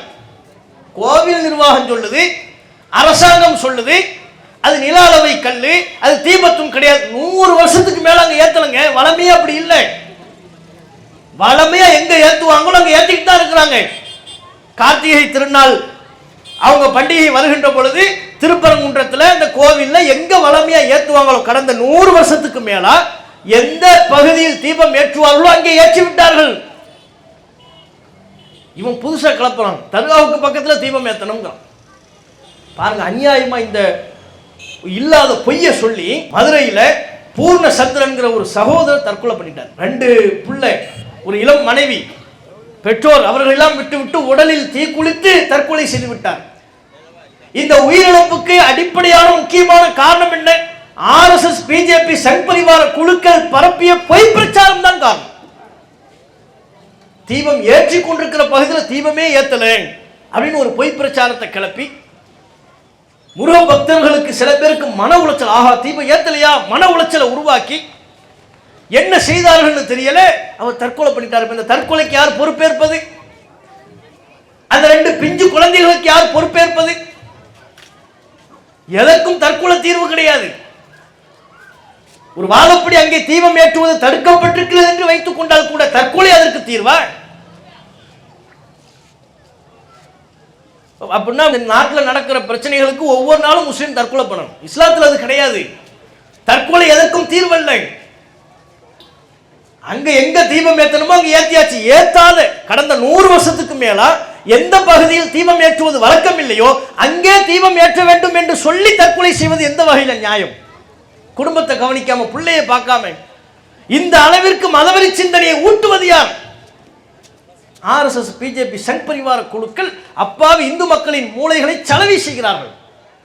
அவங்கள மூளை செலவு பண்ணி அவங்களை ஏமாத்தி இல்லாத ஒரு காரியத்தை இருப்பதை போல நீ நசுக்கப்படுற, உன் உரிமை இல்லாம போகுது என்று ஒரு பொய் பிரச்சாரத்தை ஏற்படுத்தி அவர்களுடைய வாழ்வில் விளையாடுகிறார்கள். இவங்க நோக்கம் என்ன? அங்க தீபம் ஏத்துறதா நோக்கம்? மதுரையில் ஆர்ப்பாட்டம் நடைபெற்ற பொழுது ஹெச் ராஜா தெளிவா சொல்றார், என்ன தர்காவை ரீலோகேட் பண்ணிட வேண்டியதுதான் அப்படிங்கிறார்.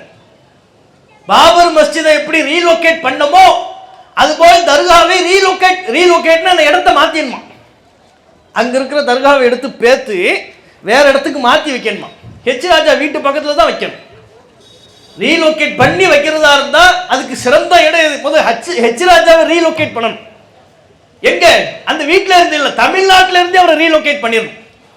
நீ மகாராஷ்டிராவுக்கு போய்க்க, இல்ல ஊபிக்கு போயிரு, ஓம் பகுதிக்கு போ, இங்க உள்ள தமிழ் மக்களை நிம்மதியா வாழ விடு.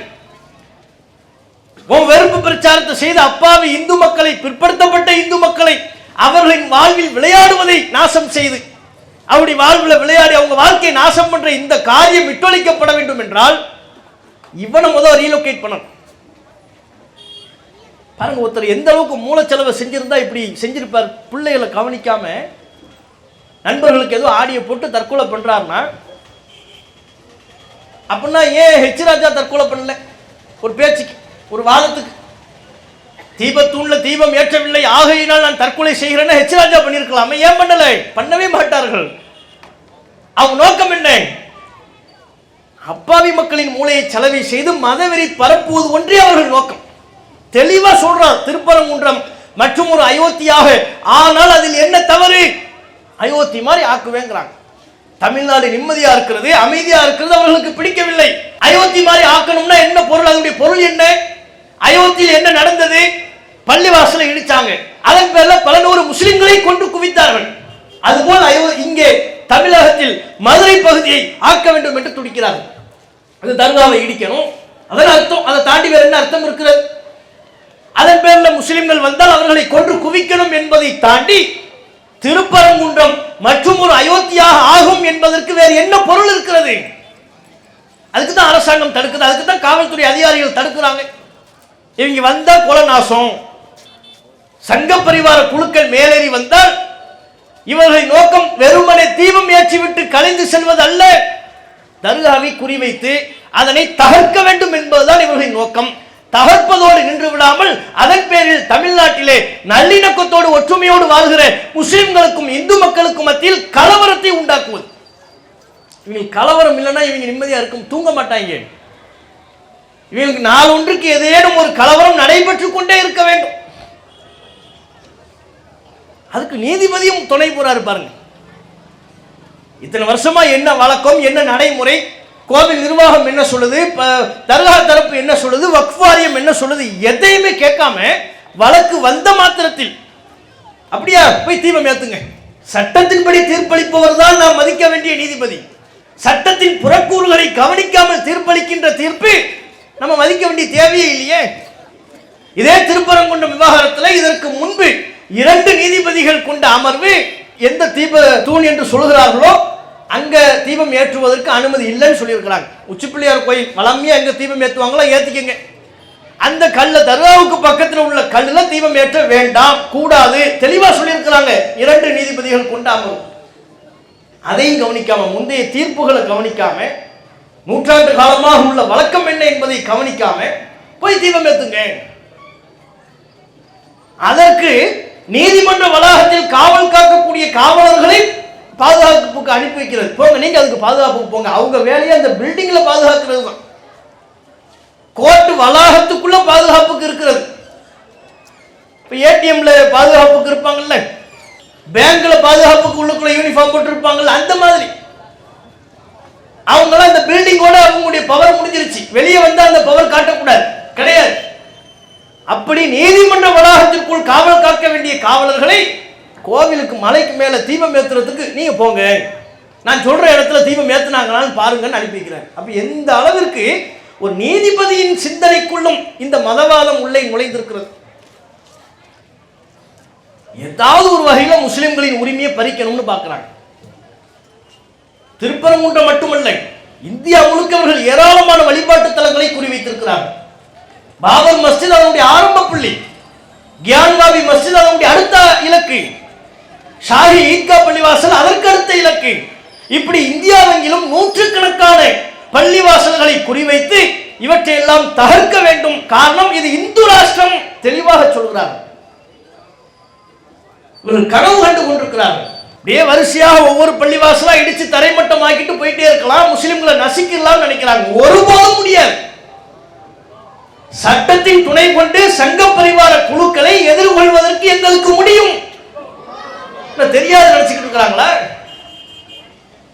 அதுக்கு எந்தெந்த விதத்தில் மக்களை நாங்கள் தயார்படுத்த வேண்டுமோ விழிப்புணர்வோடு சட்டத்தின் அடிப்படையில் அந்த விழிப்புணர்வை நாங்கள் வழங்கிக் கொண்டிருக்கிறோம். இந்த எஸ்ஐஆர் நோக்கம் என்ன? தேர்தல் ஆணையத்தை கைக்குள்ள போட்டு இவர்களுக்கு வேண்டாதவர்களின் வாக்கை பறிப்பது, இழக்க செய்வது. இதுதான் எஸ்ஐஆரின் நோக்கம். எஸ்ஐஆருக்கு என்ன காரணம் சொன்னாங்க? இவங்க பீகார்ல கொண்டு வந்தாங்கல்ல, ஃபர்ஸ்ட் என்ன காரணம் சொன்னாங்க? பங்களாதேஷ்ல இருந்து இங்க ஊடுருவி வந்துட்டான், அவனை எல்லாம் கண்டுபிடிக்கணும், கண்டுபிடிச்சு வெளியேற்றணும். சரி, ஒரு பேச்சுக்கு கண்டுபிடிச்சு வெளியேற்றணும், செஞ்சுட்டு. இப்ப இங்க எந்த பங்களாதேஷ்காரன் இருக்கான்? தமிழ்நாட்டில் பீகார்ல பங்களாதேஷ காரணம் காட்டினாங்கன்னா அது எல்லை பக்கம். சரி, இங்க நமக்கு என்ன பங்களாதேஷ் எல்லை பக்கத்தில் இருக்கா? அங்கிருந்து டெய்லி வந்துட்டு போயிட்டு இருக்கிறான். அங்க ஒரு பொய் காரணம், ஒரு ஜோடனை செய்து கொண்டு ஏதேனும் ஒரு காரணத்தை சொல்லி குழப்பம் பண்ண. பீகார்ல அது போன்ற எஸ்ஐஆர் என்கிற ஒன்றை செய்து 70 லட்சத்திற்கும் மேலே பல வாக்குகளை அங்கே இழக்க செய்தார்கள். தமிழ்நாட்டில் அதை விட பெரிய கொடுமை. தமிழ்நாட்டில் ஒட்டுமொத்தமா சுமார் 1 கோடிக்கும் நெருக்கமா 97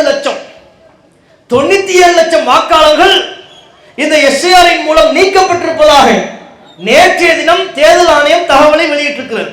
97 லட்சம். சரி, இந்த 97 லட்சத்துல 27 லட்சம் பேர் இறந்து போயிட்டாங்க. 27 லட்சம் பேர் இறந்து போயிட்டாங்களாம். ஏத்துக்குவோம், அந்த பட்டியலை ஏத்துக்குவோம். தேர்தல் ஆணையம் சொல்றதை நம்புவோம். அதுல கூட நிறைய குளறுபடி இருக்கும். இந்த தேர்தல் ஆணையத்துக்கு எதையுமே குளறுபடி இல்லாம செய்ய தெரியாது. இறந்து விட்டதாக இவர்கள் சொல்கிறார்கள் அல்லவா, அந்த லிஸ்ட்ல போய் நீங்க பார்க்கணும். ஏன் திடீர்னு நம்மளையே செத்து போனதா சொல்லுவோம். இறந்து போனவர்கள் அதாவது ஏஎஸ்டின்னு ஒரு 3 பட்டியல் போட்டிருக்கலாம். ஏஎஸ்டி, ஏன்னா ஆப்சண்ட், எஸ்னா ஷிஃப்டட். ஆப்சண்ட்னா என்ன? நாங்க போகும்போது அவங்க இல்ல, ஆப்சண்ட். இது ஒரு ஏ.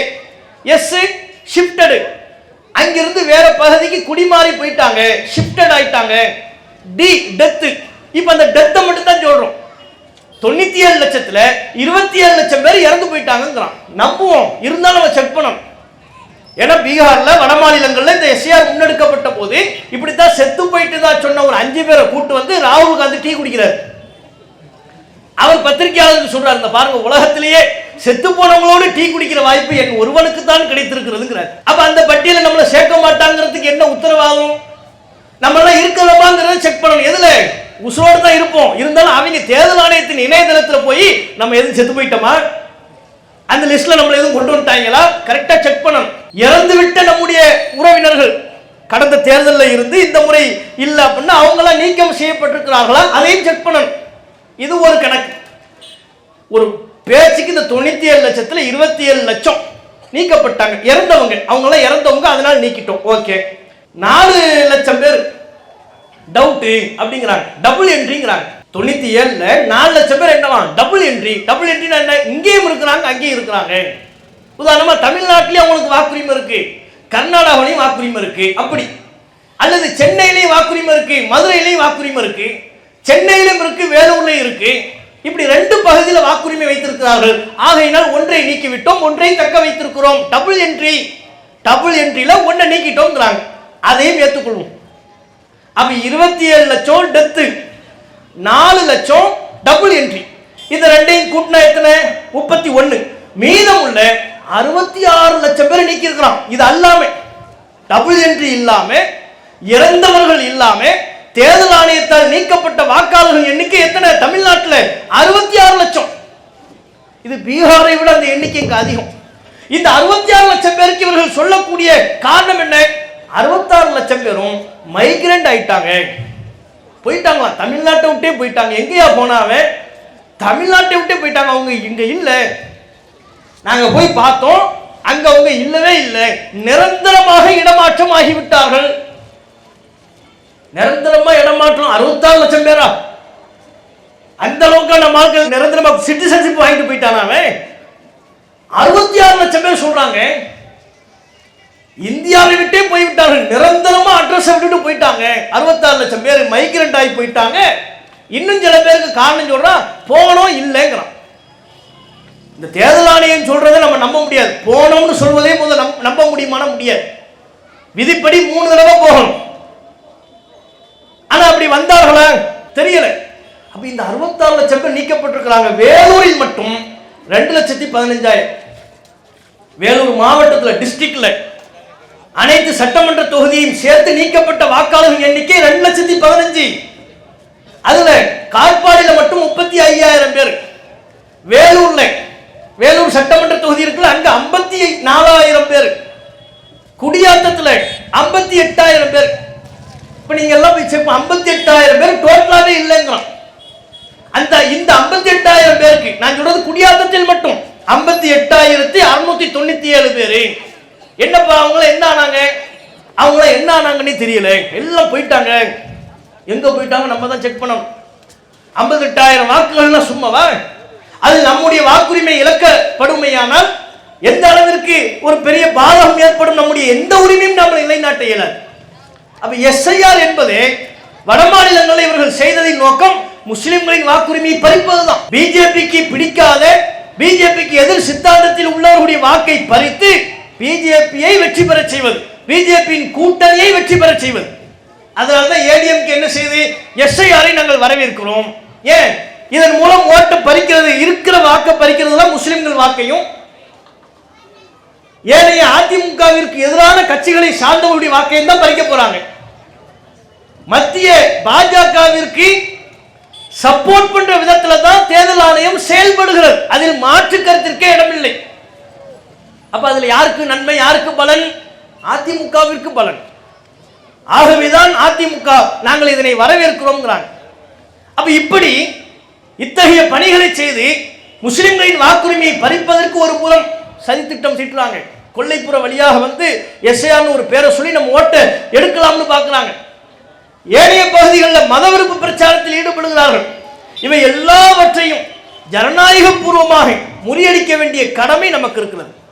தமிழ்நாட்டு மக்களை பொறுத்தவரை இது மத நல்லிணக்கத்திற்கு எடுத்துக்காட்டான நாடு. மத வெறுப்பை இந்த மண், இந்த பூமி ஒருபோதும் ஏற்றுக்கொள்ளாது. அதற்கு சிறந்த எடுத்துக்காட்டு என்ன தெரியுமா? கர்நாடகாவில் ஹிஜாபுக்கு தடை வந்த பொழுது பள்ளி மாணவிகள் ஹிஜாபு போட்டு வரக்கூடாது, தலை முக்கால் அணிந்து வரக்கூடாது என்று தடை போட்ட பொழுது தமிழ்நாட்டை சார்ந்த இந்து மக்கள் பலர் தங்களுடைய பெண் பிள்ளைகளுக்கு தலை முக்காலை போட்டு வீடியோ போட்டு முஸ்லிம்கள் உங்களுக்கு நாங்கள் ஆதரவாக இருப்போம் என்று சொன்ன பூமி இந்த பூமி. சென்னை பேரிடர் காலகட்டத்திலே ஒரு பிரசவத்தில் இருக்கக்கூடிய நிறைமாத கர்ப்பிணியை யூனுஸ் என்கிற ஒரு முஸ்லிம் அந்த பேரிடர் காலகட்டத்தில் காப்பாற்றி மருத்துவமனையில் சேர்த்தார். இப்போது நான் சொல்வது கதை அல்ல, உண்மை, நிஜம். அப்போது அந்த தாய் உறுதி கொள்கிறாள், தனக்கு என்ன குழந்தை பிறந்தாலும் என்னை காப்பாற்றிய யூனுஸ் என்கிற பெயரையே வைக்க வேண்டும் என்று. அந்த தாய்க்கு பெண் குழந்தை பிறந்தது. பெண் குழந்தை என்றும் பாராமல் அந்த பெண் குழந்தைக்கும் ஒரு இந்து தனக்கு பிறந்த பெண் குழந்தைக்கும் யூனுஸ் என்று பெயர் வைத்த வரலாறு தமிழ்நாட்டின் வரலாறு. ஆகவே இங்கே முஸ்லிம்களையும் இந்து மக்களையும் மதத்தின் பெயரை சொல்லி வெறுப்பை ஊட்டி பிரிக்க வேண்டும் என்கிற பாஜகவின் நப்பாசை ஒருபோதும் ஈடுபடாது. மதவெறி சக்திகளை அரசியல் சட்டத்தின் துணை கொண்டு முறியடிப்போம். தமிழகம் எங்கும் மனிதநேயத்தை மக்கள் மத்தியில் பிரச்சாரத்தின் மூலம் நாம் அதிகப்படுத்துவோம். அதற்கு வல்ல அல்லாஹ் துணை செய்வானாக என்று கேட்டு என்னுடைய உரையை நிறைவு செய்து கொள்கிறேன். வாஹுதாவனா அல்ஹம்துலில்லாஹி ரப்பில் ஆலமீன். அஸ்ஸலாமு அலைக்கும் வரஹ்மத்துல்லாஹி வபரகாத்துஹு. அல்லாஹு அக்பர், அல்லாஹு அக்பர்.